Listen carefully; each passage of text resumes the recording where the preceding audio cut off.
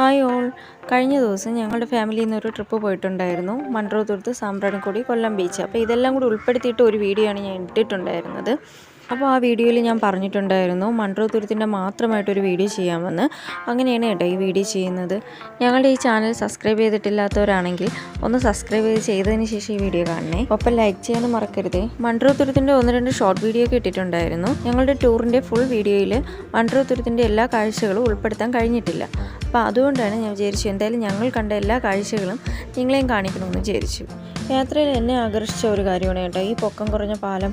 അവിടെ എത്തുമ്പോൾ നമ്മളിതാ വള്ളത്തിൽ ഇതുപോലെ ഇറങ്ങി ഇരുന്ന് ഓടിക്കേണ്ടി വരും. എല്ലാ പാലങ്ങളും ഇതുപോലെയല്ല, ചില വെള്ളത്തിലൊക്കെ നമ്മൾ ജസ്റ്റ് ഒന്ന് കുനിഞ്ഞിരുന്നാൽ മതിയാവും. ഇതുപോലെ പൊക്കം കുറഞ്ഞ പാലമൊക്കെ വരുമ്പോൾ നമുക്ക് ഇതുപോലെ താഴെ ഇറങ്ങിയിരുന്നാൽ മാത്രമേ അപ്പുറത്ത് കടക്കാൻ പറ്റുള്ളൂ കേട്ടോ. ഇതുപോലത്തെ കുറേ നല്ല കാഴ്ചകൾ ഞാൻ ഇതിൽ ഉൾപ്പെടുത്തിയിട്ടുണ്ട്.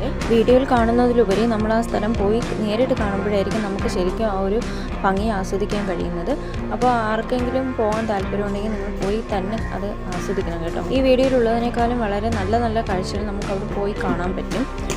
നമ്മുടെ ഈ കൊച്ചു കേരളത്തിൽ എന്തുമാത്രം മനോഹരമായ സ്ഥലങ്ങളുണ്ട് അല്ലേ? അതുകൊണ്ടായിരിക്കും കേരളത്തെ ദൈവത്തിൻ്റെ സ്വന്തം നാടെന്ന് വിളിക്കുന്നത്.